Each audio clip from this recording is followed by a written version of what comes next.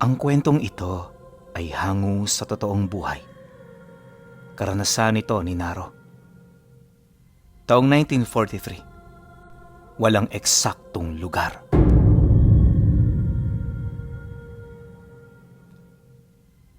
Noong mga panahong ito, kasagsagan ng giyera sa bansa. Napakalawak na noon ang nangyayaring kaguluhan at halos wala ng batas na umiiral.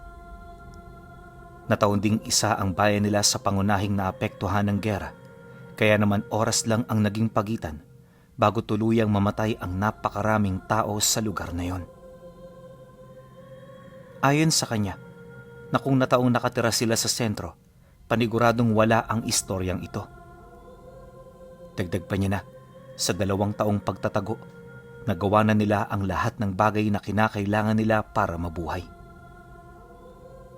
Nasubukan na rin nilang kumain ng kung ano-ano para lamang makaraos sa araw-araw. At sa loob ng mga panahong yon, nanirahan ang kanilang pamilya sa bundok at kuweba para lamang makalayo sa mga dayuhang sundalo. Tuwing gabi lang din sila lumalabas upang mangalap ng mga kagamitan at pagkain.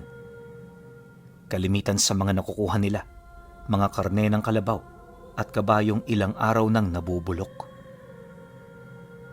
Nakakasulasok man ang amoy nito, sadyang wala silang pagpipilian. Dagdag pa niya na, sa unang tikim, talagang hindi ito tatanggapin ng iyong sikmura, subalit dala ng matinding gutom, matututunan ng iyong sistema na talikuran ang ganoong bagay para ikaw ay mabuhay. Sa totoo lang pinuno, hindi na nila inaasahan noon na makakaligtas pa sila, gawa nga ng yung mga kalaban nila. Halos ilang kilometro na lamang ang layo mula sa bundok na kanilang pinagtataguan. Inaasahan nilang mahanap sila nito, gawa ng nakahiligan ng mga ito na pumasok sa mga kuweba para makapagpahinga. At lahat ng mga taong nadadatnan nila sa mga napapasok nilang kuweba, brutal nilang pinapahirapan bago bitayin sa lugar kung saan nila ito nadatnan. Ganon katindi ang ginagawa ng mga ito. Kaya naman nang mapagtantuyo ng ama ni Naro, gumawa ito ng paraan upang mailigtas ang kanilang pamilya. Sa kanilang pakikinig, dito nila napagtanto kung ano ang ibig ipahiwatig nito. Anya, kahit nasa 18 anyos pa lamang siya noon, aminado siya na mapanganib ang naiisip ng tatay niya. Gayunpaman, dala ng matinding desperasyon, wala siyang nagawa kundi ito ay sang-ayunan. Naisip niya na, kung sakali mang magtagumpay ito sa kanyang binabalak, merong posibilidad na makakatakas sila roon ng buhay. Dahil sa ganoong paniniwala, kung kaya't kinumbinsi niya ang kanyang mga kapatid at kakilala na pakinggan ang mga sasabihin nito sa kanila. 2 araw bago makarating ang mga Hapon, dito na nagkaroon ng masigasig na pag-uusap. Ang kanyang ama ang nagsilbing pinuno ng kanilang pangkat, kaya bawat miyembro mapababae man o lalaki, walang nagawa kundi ang makinig ng maigi sa bawat suhestyon nito. Hindi natin sila kaya kung puwersa ang pag-uusapan. Pero meron tayong kaalaman na wala sila. Alam ko na ang lahat sa inyo ay nakahanda ng magsakripisyo, kaya naniniwala ako na lahat ng sasabihin ko ay susundin ninyo. Wika ng kanyang ama. Matapos naman itong makuha ang atensyon ng lahat, dito na nito inilahad ang kanyang naiisip na plano. Ayon sa ama ni Naro, na sa ilang taong pananatili nila sa kuweba, bistado na niya ang panahon ng pagdaan ng mga aswang. Ang mga ito ang magiging susi nila para malabanan ang puwersa ng mga dayuhan. Sa pamamagitan ng pagkain ng labi ng mahuhuli nilang aswang, naniniwala ang kanyang ama na matataglay ng bawat isa sa kanila ang tinatangan nitong abilidad. Dagdag pa nito na, sa oras na mangyari ang bagay na yon, walang kahit na sino sa mga dayuhan ang may kakayahang makipagsabayan sa kanilang puwersa. Susubukan din nilang lipulin ang lahat ng mga sundalong kumukubkob sa lugar nila upang maipaghigante ang mga mahal nila sa buhay na nawala. Ang kaso lang, nang marinig ito ng kanilang mga kasama, hindi ito sumang-ayon sa nais nitong mangyari. Naniniwala ang marami na isang malaking kamangmanga ng ganoong plano. Hindi rin sila kumbinsido na gagana ito, kaya sa oras na sundin nila ang nais nitong mangyari, parang sila lang din ang nagpahamak sa kanilang mga sarili. Mariinding inilahad ng mga kasamahan nilang may kaalaman pagdating sa lihim na karunungan na hindi ganon kadali ang kanyang iniisip. Bawat nilalang ay nagtatangan ng bertud, na siya namang pwedeng matangan lang ng iisang individual. Pagtatapat pa ng mga ito na wala pa sa kasanayan ng tao at mga nilalang ang ganoong pangyayari. Marahil naisip lang ito ng kanyang ama dahil sa matinding determinasyon na makaligtas sa ganoong sitwasyon. Nang marinig naman nila ang sinabi ng mga ito, dali-dali naman siyang lumapit sa kanilang padre de pamilya. Ginawa niyang lahat para mapigilan ito sa pagsasalita, pero hindi pa rin yung nagpaawat sa kanila. Paulit-ulit na sinasabi noon ng tatay niya, may mga nalalaman siyang hindi alam ng mga ito. At kung talagang hindi sila naniniwala, maaari na silang makalis sa kanilang pinagtitirahan. Dahil sa sinabi nito, agad namang nag-al sa balutan ang kanilang mga kakilala. At sa abot ng pagkakatanda noon ni Naro, mahigit 100 ang umalis sa kuwebang yon. Kinagabihan, tanging ang pamilya na lamang nila at ang malalapit na kaibigan ng tatay niya ang naiwan. Mahirap man itong tanggapin, alam nito na kinakailangan nila itong panindigan.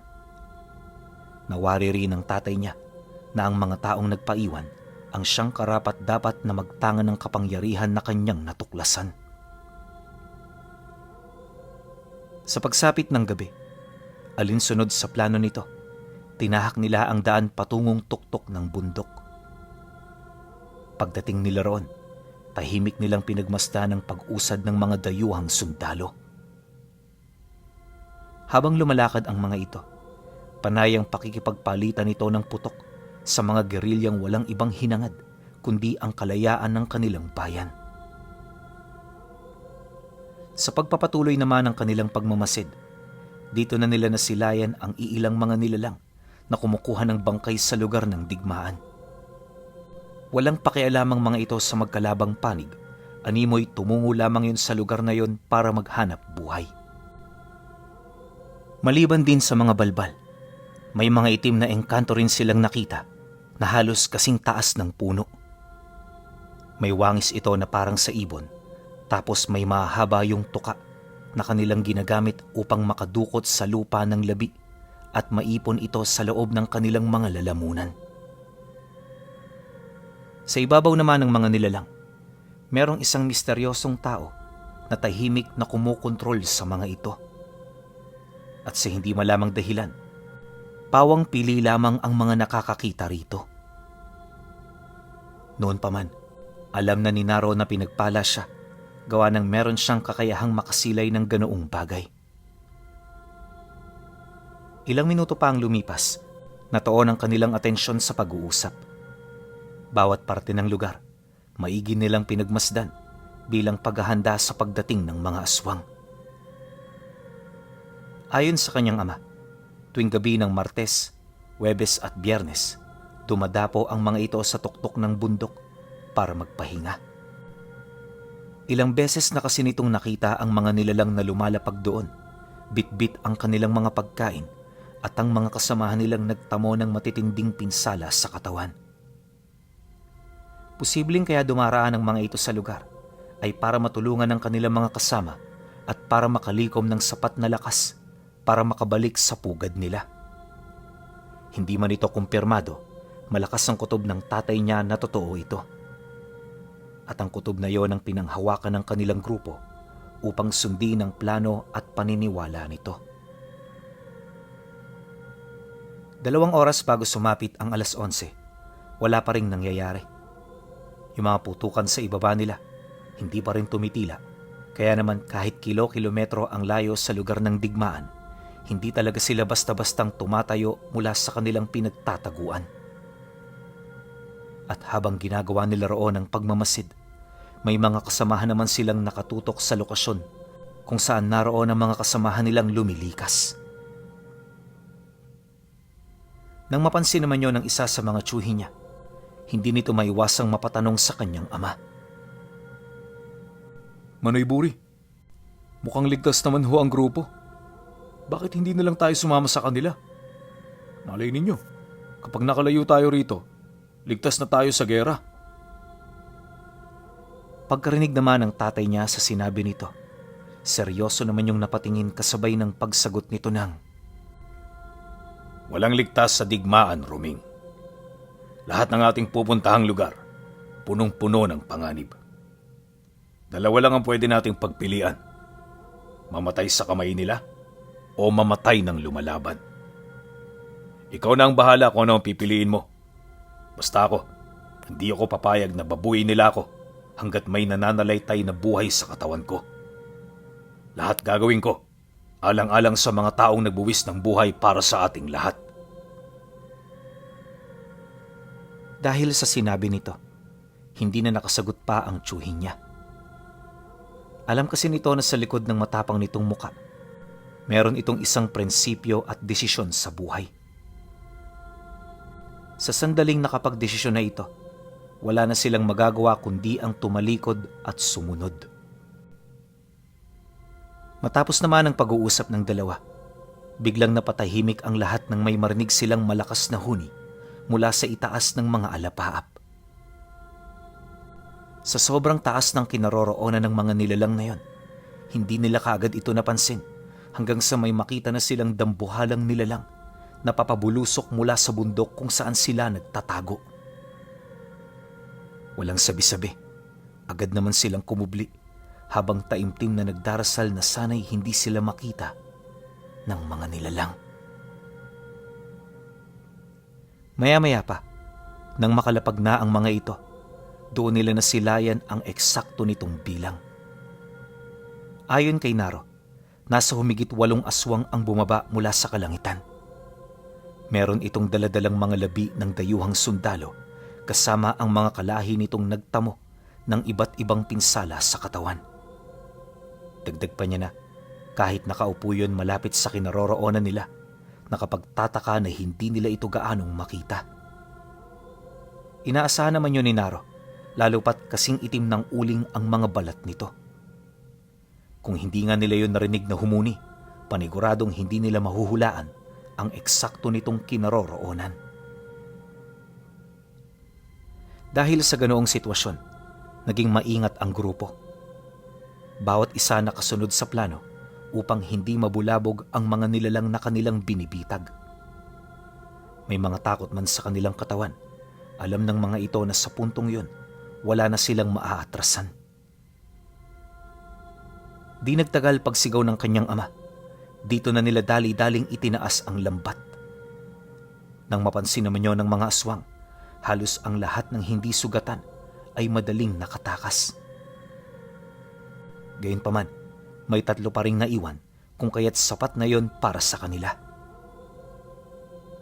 Nang masiguro na nila ang kanilang mga biktima, agad naman nila itong hinila pababa ng bundok habang patuloy na nakikipaglaban ang mga kasamahan nilang naiwan. Kahit may mga nadadagit na sa kanilang hanay, hindi sila sumuko hanggang sa marating na nila ang paanan ng bundok. Nang medyo makalayo na sila sa lugar, wala na silang naging ideya ukol sa kalagayan ng mga naiwan nilang kasama. Ano man ang kinahantungan ng mga ito, buong puso silang nagpasalamat, gawa ng kung hindi dahil sa mga ito, di nila maisa sa katuparan ang kanilang mga plano. Pagpasok nila ng yungib, agad nilang isinara ang makapal na pinto na siyang nagdudugtong sa kanilang tirahan. At para naman masigurong ligtas ang lugar, may mga nagpaiwan doong bantay upang maghintay sa mga kasamahan nilang maswerteng nakaligtas. Subalit sa kasamaang palad, wala silang narinig na dumating. Akala nila dito na magtatapos ang gabi nila, pero pagsapit ng hating gabi, may narinig silang nagsalita sa likod ng pinto. Hindi man nila yun nakikita, nasisiguro nila na isa ito sa kanila. At base sa tono ng boses nito, mukhang dumanas ito ng matinding pahirap. Nang mapagtanto naman yon ng tatay niya, agad nitong ipinag-utos sa kanilang mga kasama na huwag itong bubuksan anuman ang mangyari. Dahil dito, walang nagawa ang kanilang mga kasama kundi ang magtiis. Kahit nga siya noon, iniwasan ng makinig sa mga pakiusap nito dahil habang tumatagal, mas kumikirot lang lalo ang kanyang puso. Inakala rin niyang matitiis ito ng mga kasamahan nila, pero kalaunan dito na niya narinig ang mga komosyon ng mga nagbabantay sa pinto. Bawat isa gustong-gusto ng tulungan ang mga nasa labas, gawa ng habang tumatagal, tila bang mas dumarami ang mga ito. Maya-maya pa, buhat sa pagpupumilit nila, wala na ring nagawa ang kanyang ama kundi ang sumunod. Bagaman labag sa loob nito, pinili nitong pagbigyan ng kanilang mga kasamahan. Nang magkasundo na ang lahat, agad nilang hinila ang kadena na siyang nagsisilbi nitong trangka. Ilang segundo lang ang lumipas, laking gulat na lamang nila nang bumungad sa kanila ang kanilang mga kakilala na nakabulagta habang may parang bitukang bagay na nakatali sa mga leeg nito. Nakakonekta yon sa mga aswang. Animoy ginagamit lang nito ang katawan ng kanilang mga kasamahan. Dala ng pagkagulat, bigla namang binitawan ng mga kasama nila ang kadena, ngunit bago pa man ito tuluyang maisara ang pinto, napigilan na yon ng mga aswang. Pagpasok nito sa loob ng pinagtataguan nila, agad sila nitong pinalibutan habang walang sawang umaatungal. Akala nga noon ng ama ni Naro, yun ang magiging katapusan nila. Pero sa hindi inaasahang pangyayari, napansin nito na parang walang pagnanais ang mga nilalang na sila'y sunggaban. Hindi nila mawari ko ang ibig nitong ipahiwatig, ngunit kitang-kita nila na wala itong ibang ginagawa kundi ang takutin sila. Ilang segundo pa ang lumipas, may nakita silang isang nilalang na dahan-dahang nagpalit ng anyo. Sa isang kisap mata, bumungad sa kanila ang isang lalaki na nasa edad 50 anyos na. Butot balat ang pangangatawan nito na may 6 na talampakang taas. Humpak din ang pisngi ng lalaki, tapos yung buhok nito nalalagas na. Wala silang ideya kung meron yung sakit o kung ano paman, basta ang nakikita nila, nakaharap sila sa taong may hindi masukat na abilidad. Nag-aalala man para sa kanilang mga buhay, minarapat nilang maging matatag. Kahit dehado, hindi sila nagpakita ng kanilang kahinaan upang hindi ito maabuso ng kanilang mga kalaban. Maya-maya pa, pagngisi naman ng lalaki sa kanila, bigla nila itong narinig na magsalita. Sa boses pa lang nito, talaga namang kikilabutan ka, kaya habang nakikinig noon itong si Naro, pilit siyang nagpipigil sa katawan niyang nanginginig na. Magbigay kayo sa amin ng rason kung bakit hindi namin kayo lilipulin ngayon. Magkakadugo at magkakalahi tayo. Kaya sa puntong ito, hindi tayo dapat ang magkalaban. Tinutulungan namin kayong mapalaya sa mga dayuhang ito. Samantalang kayo naman, pinagbabalakan ng aming lahi na siyang nagtatanggol sa inyo? Hindi nyo ba nalalaman na ang kaaway ng kaaway ko ay kaibigan ko? Galit na wika ng nilalang na may halong paninindak. Pagkarinig naman dito ng kanyang ama, hindi ito nagdalawang isip na manindigan sa alam nitong tama. Wala mang ideya sa mga mangyayari. Pilit nitong inilahad sa nilalang ang rason ng kanilang panig. Pasensya na kayo, pero wala na talaga kaming pagpipilian. Ayaw naming maghintay lang dito ng aming kamatayan, kaya gumawa kami ng bagay na alam naming tama. Naisip namin na sa pamamagitan ng mga sugatan ninyong kasama, magtataglay din kami ng abilidad na kahalintulad ng sa inyo. Sumugal at nagbakasakali kami na darating ang punto na kami naman ang kikilos para paslangin ang mga dayuhang narito. Alam ko na hindi ito tama, Pero hindi namin hahayaang maupo na lang sa isang tabi at manalangin na sana'y matapos na ang lahat. Dahil sa sinabi ng tatay niya, bigla namang umangil ang nilalang. Mabilis din itong lumapit sa kinaroroonan nito, kasabay ng walang kaabog-abog nitong pag-angat sa katawan nito. Literal na ibinigti nito ang kanyang ama, gamit lamang ang isang kamay. Kaya nang masipat ito ng mga tsuhi niya, hindi nito maiwasang tumulong. Ngunit di pa man yun nakakakilos, bigla na lamang nakaramdam ang mga ito ng matinding pagsusuka.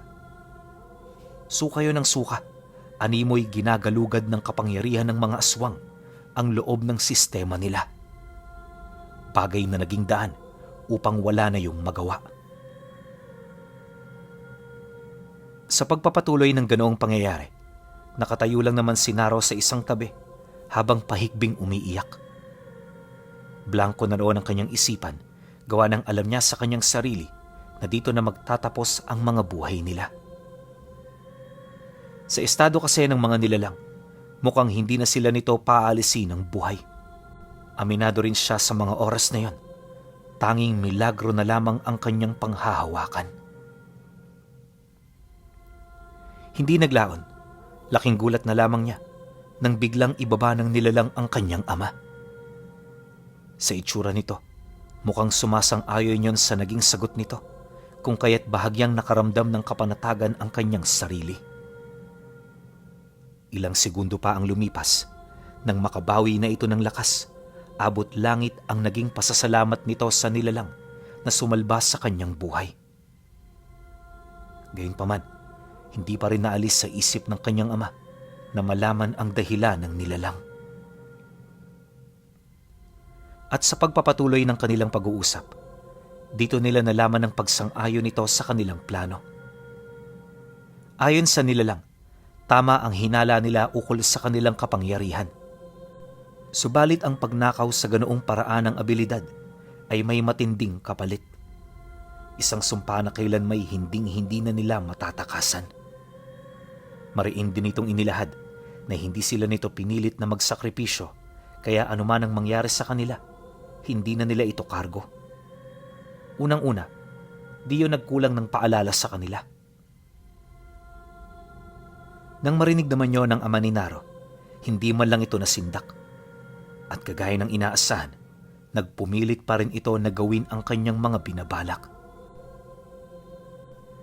Nasa iyo na ang desisyon, Manoy. Ako naman ay nagpapaalala lang. Saka isa pa, kayo ang kauna-unahang gagawa nito. Kaya naman naintriga rin ako kahit papaano. Hindi ko sukat akalain na dahil sa gera, masisira ang utak ng mga tao. Sa bagay, hindi naman kita masisisi. Lalo pat kagaya namin, may mga kadugo ka na ring naisakripisyo para marating ang kung anong posisyon mo ngayon. Wika ng nilalang. Mariin din itong inilahad na nakahanda itong magbigay ng kaukulang karunungan upang magawa nila ang lahat ng kanilang binabalak. Dahil sa sinabi ng nilalang, hindi na nagdalawang isip ang kanyang ama na magtanong ukol sa mga pwede nilang gawin. Aminado rin naman kasi ito na ang mga naiisip niyang plano ay walang konkretong paraan kung papaano ito matutupad. Dahil dito, napagtanto nito na sa tulong ng nilalang, posibleng mangyari ang lahat ng kanyang binabalak. Matapos naman yung mapag-isipan ng kanyang ama, dito na nagpatuloy ang pag-uusap ng dalawa. Lahat ng tanong nito ukol sa gagawin nila ay malayang sinagot ng nilalang hanggang sa nagkaroon na sila ng ideya. Ayon sa nilalang, di naman gaanong kahirapan ang paraan para makamit ang kapangyarihan. Ang problema lang nila ay kung papaano ito magagawa. Kinakailangan kasi nilang kainin ang karne ng aswang at higupin ang dugo nito upang mahati sa kanilang lahat ang bawat abilidad nitong taglay. Dagdag pa nito na, kapag mas marami silang kinain, mas marami rin silang makukuha. Kaya naman ang labanan sa mga sandaling yon ay pawang patibayan ng sikmura. Nang marinig naman ng lahat ang sinabi nito, agad namang nagtanong dito ang kanyang ama kung pwede na ba nilang paslangin ang mga kasamahan nitong matinding napuruhan sa labanan. Sige na, tapusin niyo na sila. Hindi ko sila kahihinayangan sapagkat ang kanilang sakripisyo ay magbubunga ng mas maganda. Pagkasambit naman ito ng mga kataga, ito pa mismo ang pumatay sa mga kalahi nitong nag-aagaw buhay. At dahil sa ipinakita ng nilalang, wala na silang nagawa kundi pagtulungan ng ibang mga sugatan. Nang mapagtanto naman ito ng mga nanghihinang aswang, sinubukan itong ipagtanggol ang kanilang mga sarili pero wala na rin yung nagawa. At sa isang kisap mata, nakita na niyang nakaratay na sa sahig ang mga labing nakuha nila. Lahat yon wala ng buhay, kaya naman hindi niya maiwasang magtaka kung itutuloy ba ng tatay niya ang mga binabalak nito. Sa estado kasi ng mga labi, mukhang napakapangit na ng lasa nito. Dagdag isipin din para sa kanya yung mga uod na mabilis na nagsisikumpulan sa bawat labi. Ngunit lingid sa kanyang kaalaman na kahit gaano pa man kapangit ang pagkaing naroon sa kanilang harapan, hindi nito kayang pigilan ng desperasyon ng bawat isa na maipaghigante ang mga taong nawala sa kanila. Ilang minuto pa ang lumipas nang mapag-isipan na yon ng lahat. Dali-dali itong lumapit sa labi at walang kaabog-abog nila itong tinikman. Noong una medyo nasusuka pa ang iba, pero sa katagalan, nasanay na rin ang mga sikmura nila. At kahit uod na nagsusumiksik sa laman at balat, hindi na nito pinaligtas pa hanggang sa kalaunay dito na nila unti-unting napapansin ang pag-iba ng anyo ng kanilang mga katawan. May naging kuba, higante, patpating nilalang, at kung ano-ano pang hindi pangkaraniwan sa mata ng tao. Pagsilay naman ni Naro sa mga ito, agad siyang nagtago sa bato, gawa nang napansin niya na parang wala na ito sa tamang mga wisyo.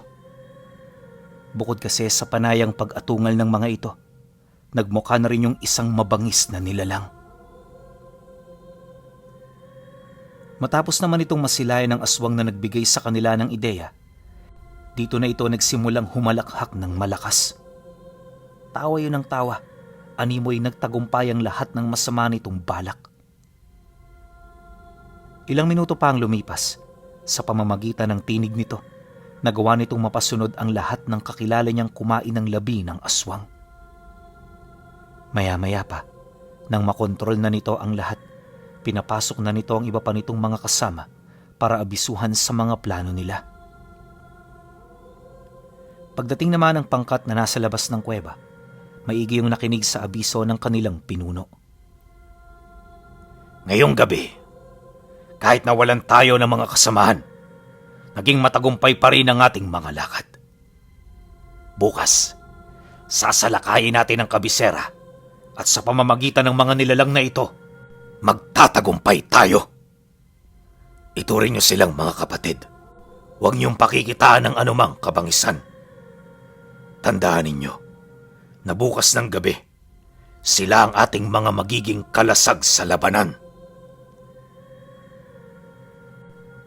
Nang mailahad na nito ang lahat ng bagay na kinakailangang marinig ng kanyang mga kasama, agad namang tinalian ng mga nilalang ang mga kakilala niyang kumain ng labi ng aswang. Lahat ito ay hindi nakapalag hanggang sa naigapos na sila ng tanikala at mga kadena. Hindi nagtagal, dito na rin umusad ang grupo hanggang sa mawala na yun sa kuweba. Sa pagbalik ng katahimikan sa paligid, tulalang-tulala noong umupo si Naro sa bato kung saan siya nakatago. Di man kapanipaniwala ang kanyang mga nasilayan, alam niya sa kanyang sarili na yon ay totoo. Pagsapit ng sumunod na araw, dala ng takot sa paparating na puwersa ng mga kalabang militar, pinili niyang lumuwas na ng kuweba para puntahan ang grupo ng mga kasama nila na kasalukuyan na noong lumilikas. Naisip niya na ito na lamang ang malalapitan niya sa oras na yon. Kaya naman kahit milya-milya na ang layo nito, pinilit niya yung sundan. Sa loob ng halos 2 gabi, walang patid siyang nagpatuloy sa paglalakad hanggang sa marating na niya ang kinaroroonan ng pangkat. Ngunit di pa man niya nakakausap ang mga taong yun, bahagya siyang napahinto sa paglalakad. Gawa ng nasipat niya roon yung matandang nagpakain sa tatay niya. Kasalukuyan itong nakasunod sa grupo na animoy meron itong masamang pinaplano. Ayon sa kanya, unang tingin pa lang may masama na siyang nararamdaman kung kaya't hindi na siya lumapit pa. Kinagabihan habang nagpapahinga ang grupo ng kasama nila noon sa kuweba, bigla na lamang siyang nakarinig ng malalakas na sigaw. Nagmumula ito sa lugar kung saan naroon ang grupo, kaya naman dali-dali niya itong sinipat hanggang sa nakita na niya ang pagkakagulo ng mga ito. Bawat kasamahan nila, nagpupumilit tumakas sa lugar na yon na parabang hinahabol ito ng kung ano. Huli na nang masilay noon ni Naro na ang nasa likod pala ng kaguluhang yon ay ang grupo ng kanyang ama at mga tiyuhin. Wala man siyang ideya kung ano ang binabalak ng mga nilalang. May kutob siya na parang nag-iipon ito ng kawal. At hindi nga siya nagkamali dahil matapos ang pagdakip sa mga kasamahan nila, isa-isa yung pinakain ng karne ng aswang. At pagkatapos nito, umusad ang grupo patungo sa kabisera ng bayan kung saan naroon ang mga kalaban. Takot na takot man si Naro, pilit niyang sinundan ng mga ito hanggang sa masaksihan na niya ang pakikipaglaban ng mga nilalang. Inabot ng 5 oras ang ginawa nitong pakikipagpatintero kay kamatayan hanggang sa naubos na ng mga ito ang mga sundalo. Nangyari ang lahat ng iyon buhat sa pagkakaroon nito ng maraming bilang. Ngunit sa kabila ng kanilang tagumpay, hindi pa rin may pagkakaila ang dami ng nalagas sa kanila. Gayunpaman, nagpasalamat pa rin ang lahat dahil sa hindi nasayang ang pag-alay ng buhay ng mga namatay. Matapos ang pangyayari, dito na nagsimulang umusad ang mga gerilya. Patuloy nitong pinalayas ang mga dayuhan sa bawat kabisera hanggang sa dumating na ang panahon ng paglaya. Dagdag pa niya na, nang masaksihan niya ang lahat ng iyon, dito na siya nagdesisyong tumulong sa digmaan. Hindi naging madali ang lahat para sa kanya, ngunit sa kabutihang palad nakaligtas pa rin siya. At hanggang sa pagtanda ni Naro, dinala niya ang kanyang kasaysayan at kakaibang karanasan, lalong-lalo na noong nakita niya ang kanyang mga kadugo at kakilala na kumain ng labi ng aswang kapalit ng hindi matutumbasang kapangyarihan at tinagurian din bilang mga nilalang na naging kalasag noong panahon ng pangdaigdigang digmaan.